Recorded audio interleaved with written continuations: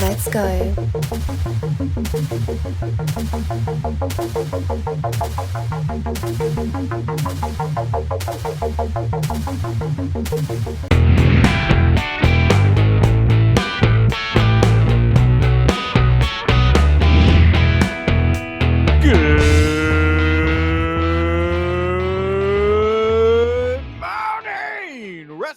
It is me, your managing editor, Nick Hausman, back with a brand new Video Friday installment of our WINCLY. I am joined here, as I am every Friday, by the owner, the proprietor, my good friend from Wrestling Inc. It is Raj Giri. Raj, welcome back to the WINCLY.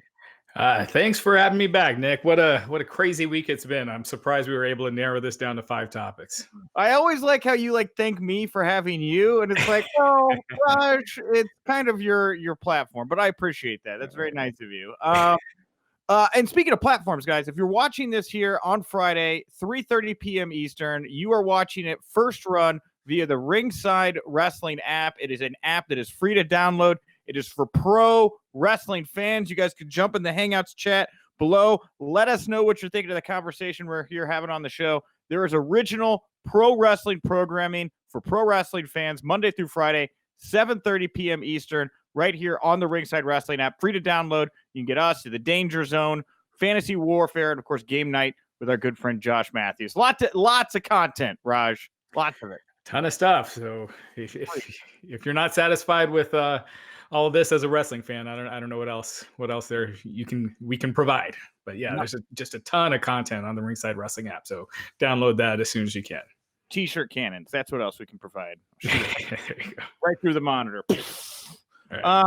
We don't have T-shirt cannons, but what we do have, like Raj said, lots of content here on the WINCLY today. You're not just going to get Raj and I talking the top 5 stories of the week, which we do every week here. You're also going to get an exclusive interview that our own field correspondent Andy Malnoske did with former WWE superstar and member of the Spirit Squad, Kenny Dykstra. Oh man, who didn't love Kenny? He's had some really controversial interviews in the past, but it's always good to have him on. Yes.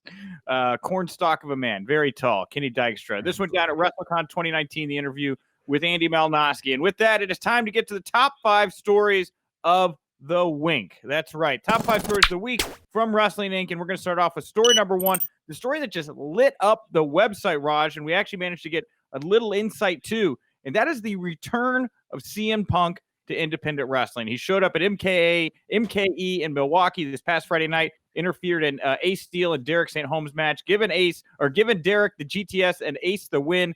Punk, from what I've been told from my sourcing, was supposed to at one point take off the mask and chose not to do that. It sounds like that was his decision. He waited out in his car before the run-in, took off immediately afterwards. Nobody in the locker room got to see him. None of the fans got to see him. What's your take here on the return of CM Punk, Raj? Right. Well, yeah, and as you had first reported over the weekend that Punk was never backstage. So he was waiting in his car, did the run-in, went back. Silas Young more or less confirmed it since then. Apparently that building is being shut down in a few weeks, and Punk got to start there. He's tight with the people involved. So I think it was just a way to kind of pay his homage to the building without, and maybe he got cold feet at the last minute when he realized that his face would go everywhere and the kind of news that it would create with AEW right now. And maybe he didn't want that. So for whatever reason, he didn't take off his mask, just left it as a cool little run-in that he did. And yeah, Silas Young also, with what you said, saying that the masked person was never backstage and just took off. And Silas Young was just like, hey, it's a good thing because it provided a little extra publicity for the event. So cool little gesture from CM Punk. I know Tony Khan was asked about CM Punk earlier this week. He was rumored to be Tony Khan's first pick for AEW. Not really much of a comment from Tony Khan. So, obviously if he did sign Punk, he wouldn't be saying anything either way. I don't think he has. It's been very tough to get Punk to do anything pro wrestling related. Yeah. The fact that he's willing to do this, who knows? Maybe he's softening his stance a little bit. Yeah, maybe. He was in town in Milwaukee at a BJJ tournament doing some Brazilian jiu-jitsu. So he wasn't necessarily there for pro wrestling. But, having talked to a lot of sources around the story, one thing I didn't talk about on the WINCLY earlier this week about this was I know there were some people that were involved with the promotion in that night that were like not happy that Punk didn't take the mask off and also like didn't hang out with the locker room folks. You know, this guy had the opportunity to really create a memory for those fans in that venue one more time, really enjoy that night with the people he came up with. And from what it sounds like, he kind of did his own thing, didn't even give the mask reveal away. I mean, do you think that there's some merit to the idea that this guy could have maybe done a little bit more to give back to the intent of what everyone else was trying to accomplish that night? Yeah, but Punk is Punk, you know. He kind of marches to the beat of his own drum. So, yeah, maybe. I mean, I'm obviously he didn't get paid for it. It was just something he just did for whatever reason. You know, maybe it was just nostalgia for him. Cool little thing. He had been liking MKE tweets about the event before the show. Yeah. Which he normally doesn't do. So, yeah, I think he just wanted to do something cool for himself and not necessarily anybody else. Yeah, and that's the thing is like that's what I heard. It was very much about Punk, right? And they're all together, or they're all saying goodbye to the Knights of Columbus, and like, you know, here we are now, and Punk has got a negotiating chip, possibly for AEW or something else. So, anyway, moving along away from AEW, let's talk WWE. We got our post Superstar shakeup this past week. We had more names moving between the brands. Zelina Vega and Andrade moving to SmackDown. We'll start there. PW Insider reporting that Fox requested more Latin talent on SmackDown since after the initial shakeup, they were a little thin over there. There are plans apparently for WWE content on Fox's Spanish channel, Fox Deportes. So, yeah, I mean, Zelina and Andrade back to SmackDown.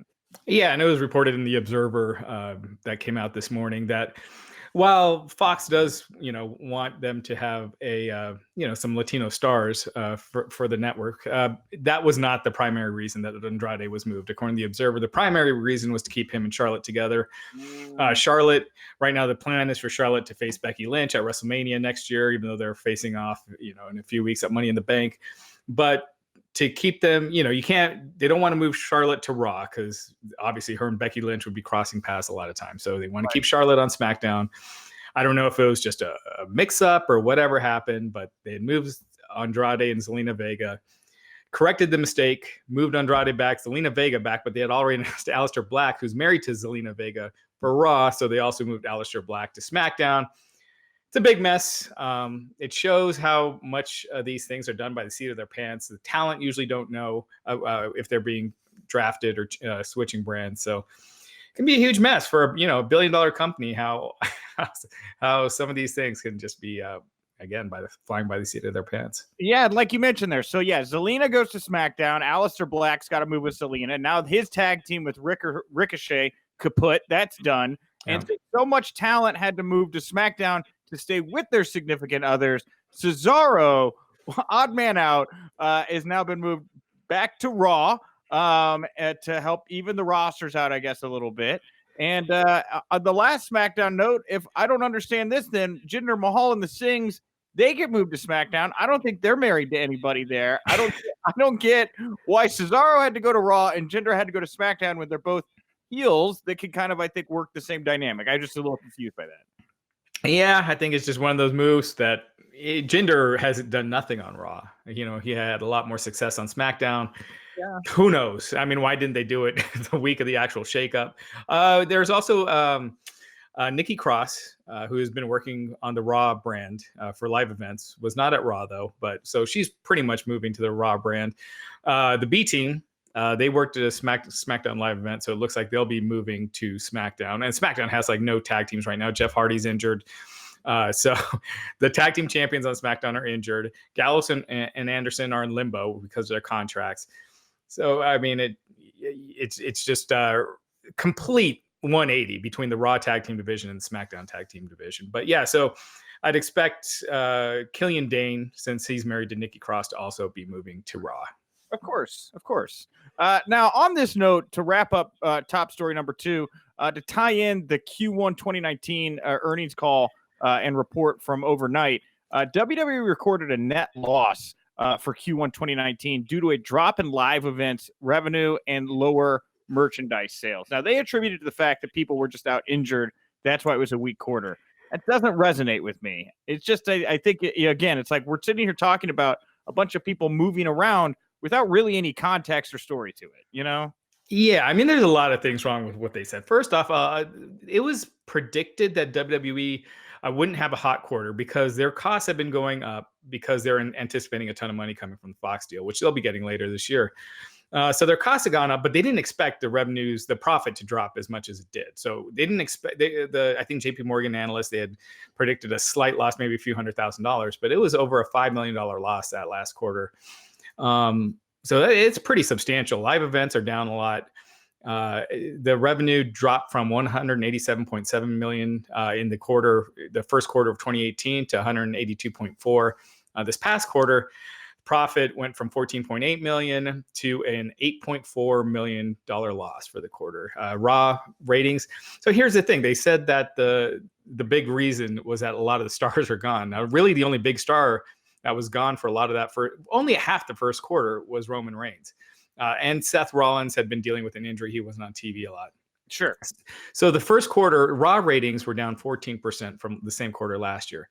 But since WrestleMania, where they have all the supposed stars that they're saying that they didn't have, Raw ratings have been down this month 25% or 24%.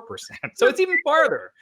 So no one called them out on that on the call today. But yeah, I mean, there's a big problem with the product right now. They're making, and they're going to be making a ton of money at the end of this year. They're probably not going to have another quarter with the loss for a long time with the Fox deal. And also there's talk of a third hour of SmackDown, which looks like it's looking like it's going to happen, which would be on FS1. They got a big deal with India coming up. So with those rights, that's just found money. So, their revenues are going to go up, but they're making more money per wrestling fan as opposed to making more wrestling fans. And I think that's a problem. Yeah, I agree. And I wonder how long that model is sustainable too, right? Like how long can you continue to shrink your fan base before the revenue starts to shrink around it? I don't know, Right. And I know the argument with a lot of people is that, well, no one's watching TV anymore and ratings are down everywhere.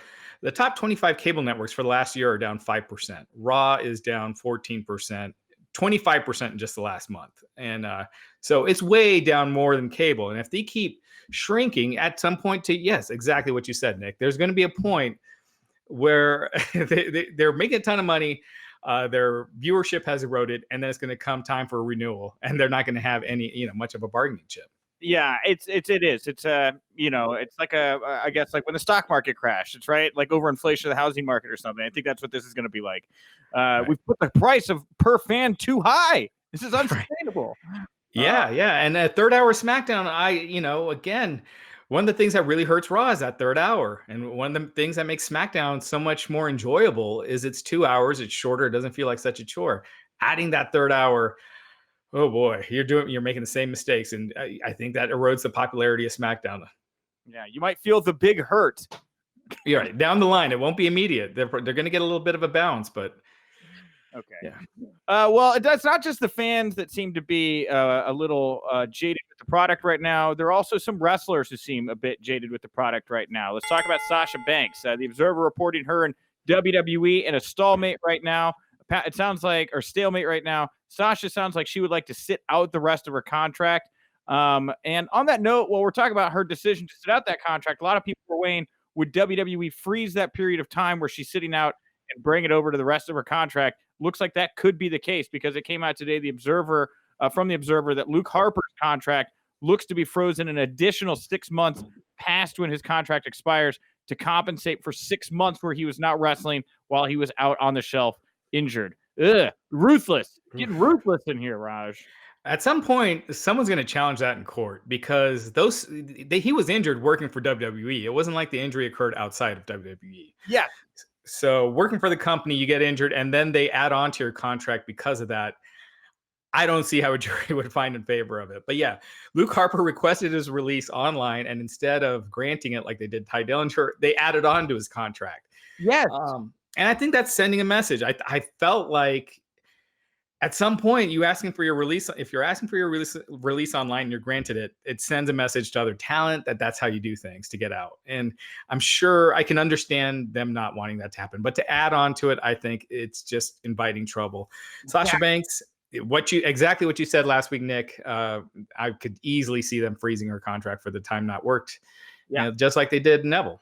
Yeah, and the Neville thing kind of makes sense to me though. And I hate to cut you off, but it's like if you're choosing not to work, okay, fine. We'll tack on the amount of time you're choosing not to work. But you said exactly what I thought, which is this guy got his wrist injury wrestling for you. That is totally different, and I don't see how you can extend his contract over that. Yeah. Again, if it ever gets challenged in court, obviously with Ronda Rousey wanting to have a child, they're not going to do it with Ronda Rousey extending her contract, because that would become a big story if she got upset over that.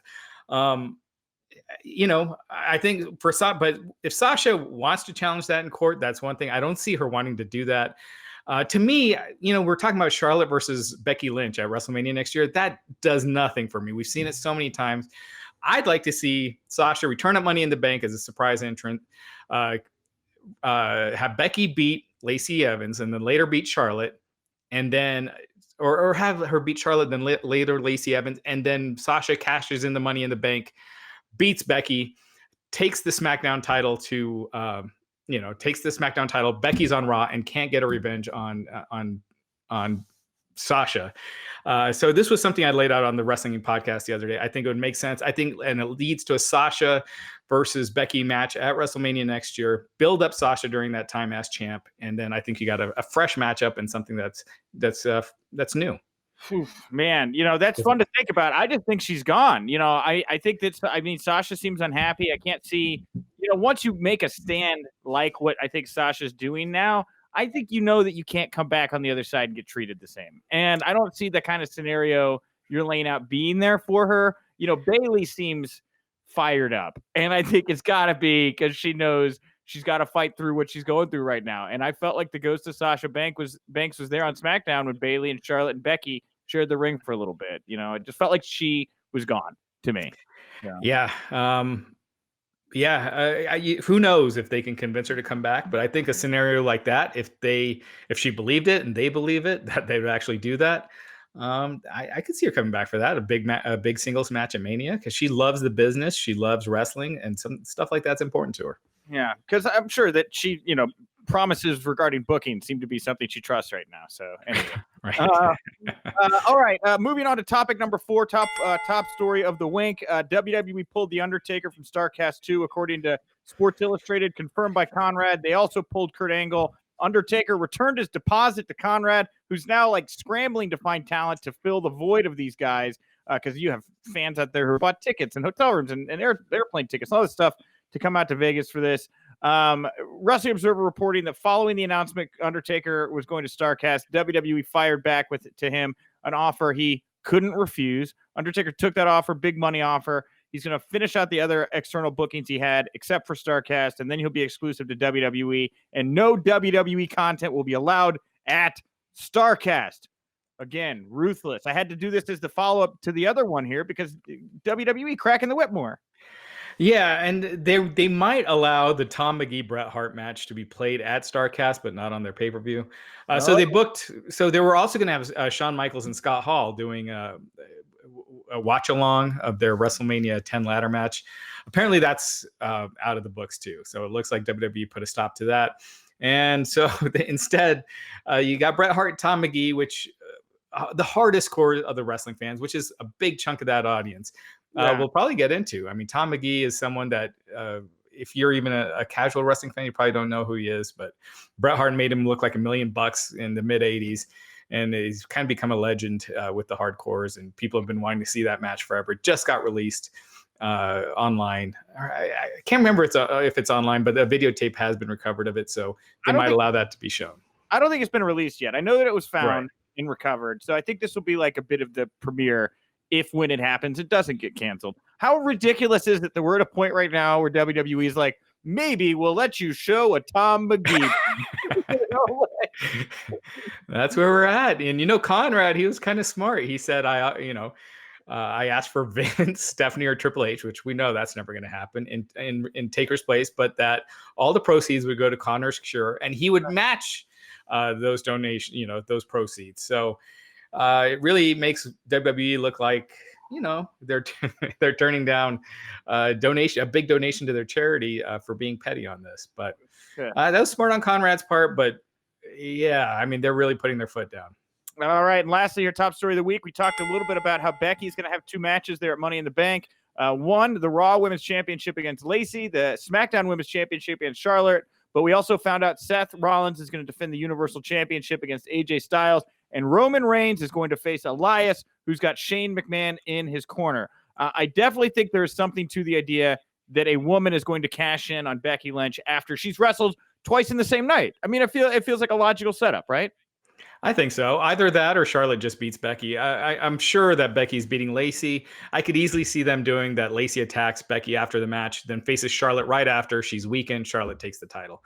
But they could do it where Charlotte doesn't beat her and they have someone cash in and take it. But either way, I think Becky is leaving that pay-per-view as the Raw Women's Champion, but not the SmackDown Women's Champion. My guess is that it's going to be Charlotte, unless they did something with Sasha. That would be a big surprise.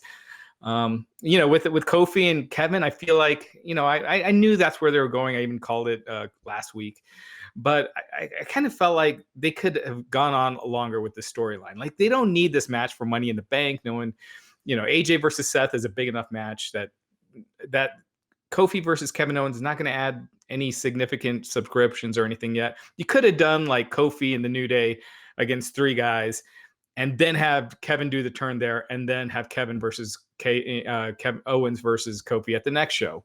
Sure. But they rushed through it, and they still got 3 weeks to go. So that'll be a good match. It was supposed to be Daniel Bryan in that spot. Still no word on where Daniel Bryan, what Daniel Bryan's injury status is. But Kevin Owens versus Kofi should be good. And Kevin seems a lot more comfortable and as a heel. Yeah, I agree. And, the thing I like about Kevin Owens Kofi is it's definitive heel versus definitive babyface. Yeah. With Seth and AJ, you're going to have a very different dynamic there. You're going to have 2 fan favorites that are going to go out there and blow the roof off. And I think that this is a warm-up for Seth to show he can be that kind of wrestler to appeal to the hardcores. But come on, baby. SummerSlam, you're getting Seth versus Baron Corbin. They can't help themselves. Can't help themselves. Well, that is currently advertised for Extreme Rules. So, well, there's a lack of heels right now, so we'll see. Yeah, well. Also, okay, lastly here before we get to the interview, Roman Reigns, Elias with Shane McMahon. Roman Reigns versus the McMahons, really what this boils down to here. Very interesting. This feels like a Raw storyline. And honestly, it just feels like, I don't know that it's bad, but it feels out of place to me on SmackDown. Yeah, but I don't know who else you put Roman against right now. I don't think you want him against a big opponent quite yet. So I think you want to save Roman versus, let's say a Randy Orton for the next pay-per-view. Just get him a showcase match. Elias is fine. This isn't meant to be a Roman Reigns show. And then, get him more featured as time goes on. But yeah, it's kind of a nothing match. Everyone knows Roman's winning. Elias hasn't had a big win, and I can't remember the last time. It's been months. So it's just filler. Yeah. All right. And with that, guys, thank you so much for tuning in to watch Raj and I talk the top 5 stories of the Wink. And now with that, let's kick it over to our field correspondent, Andy Malnoske from WrestleCon 2019 as he chats with Kenny Dykstra.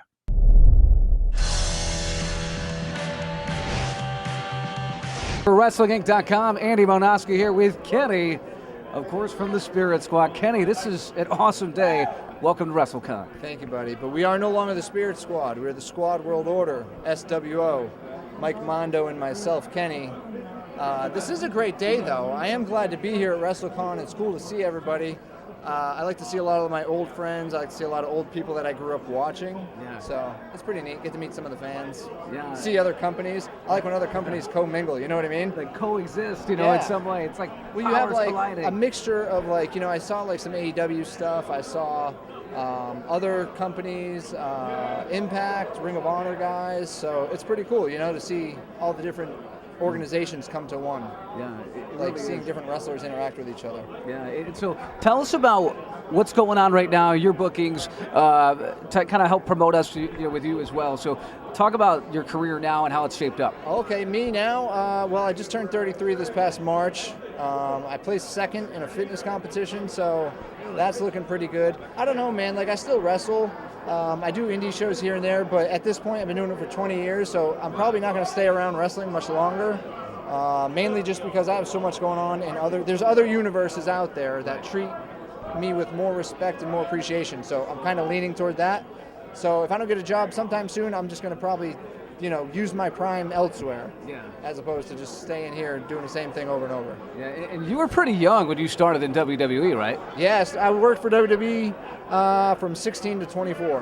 I was a junior in high school. That's until I crazy. was 24 years old. I mean, now you don't have to drink a beer at that point, you know? Right? Yeah. I started at 13 overall. Now I'm 33. So Wow. 20 years doing anything is a long time. Yeah. And you know, I honestly, I feel like I love this business more than the business loves me at times. So I accept that, and it is what it is.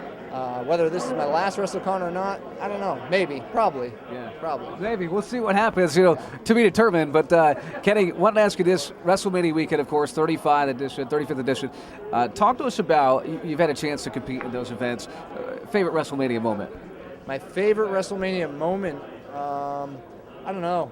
It's hard to say. Like, I've watched every WrestleMania from 1 to 16. After that, I kind of fell off the track. But moment, I don't know. Probably when Hogan slammed Andre. I remember as a kid watching that. I was really young, obviously, but that was cool. That really made me go, whoa, I could probably do this. Not slam Andre, but entertain people. Now, got to ask you about this especially. I mean, back in those days, the Spirit Squad, of course, was very revolutionary at the time. Nothing's been seen like that before in the business. And so many guys were just so good at the same time in that group. And you look at Dolph Ziggler, Nick Nemeth, of course, he's gone on to some great success. Talk about that, about being something that was so different and unique at the time. That was really cool. It was different. Vince brought us into his office and said, I want 5 male cheerleaders. And I thought it was a joke at first because growing up, I've always been an athlete. And I was touring with them before the Spirit Squad as Ken Doane, just doing my own thing. And I was like, there's no way that's what they want me to do. But lo and behold, that's what they want. So you just do what they want and you make it work. And it's different. It's over the top. It's not going to be, duplicated. No one's going to copy it because we'll know where you got it. Right. So it's different. It's unique. There's certain gimmicks out there that you can't take, like Doink, like Eugene, the cheerleader. You know what I mean? There's ones that they're just there. We're going to be a gimmick. Yeah, and I know if you could shed some light on what happened there with WWE, if you care to tell us, we'd love to hear about it. I don't know. I don't really make the decisions. I just know that they stopped calling. Wait, which time? The first time or the second time? Well, whatever time you want to tell us. The first time, I don't know. Who knows with that, right? I'm sure there's a lot of stories out there as to what could or would have happened. The second time, they called us out of nowhere, and then after 9 weeks, they just stopped calling. So there you go. World's strongest man. This is my favorite. This is my favorite right here. He was supposed to be in the squad too, but he just didn't make it for auditions. He couldn't fly off the trampoline, right? Yeah, Marky just wasn't very marquee worthy. That was amazing. That's funny stuff right there, man. But last quick question, and thank you so much for taking the time for us here today. And is this weekend, it's really the hallmark weekend for everybody and all these promotions. You said it best, all these promotions coming together and really just showcasing sports entertainment and the sport itself. Looking back on your wrestling career, you got to be quite proud. Yeah, I mean, I guess so. I think so. It could have been worse. Who knows, man? I had fun. I got to travel the world and got paid to do it. So I'm thankful for that. And I made a lot of friends in the meantime. So that won't go away. Awesome, Kenny. Well, thank you so much. And, Cool, buddy. just meeting you today, I think I got to get a trampoline, man, and jump into my house or something. That was always pretty cool. Yeah, Mondo's still practicing to get over the top rope. So if you figure it out, find him, teach him how to do that one. I love it. Appreciate it, guys. Kenny right here at WrestleCon. We'll see you soon.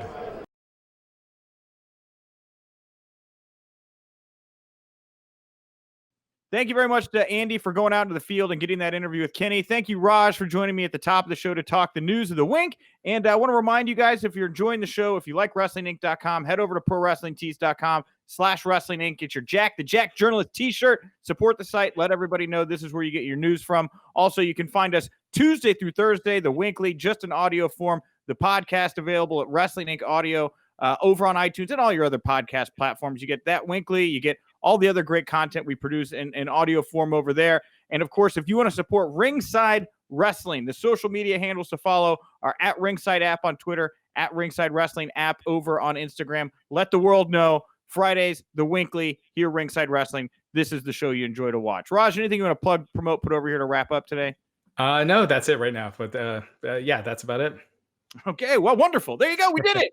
Nothing. Happy Friday. Happy weekend. Thank you very much for tuning in. I am at Wink Rebel over on Twitter. And remember, if you winked, you didn't miss it.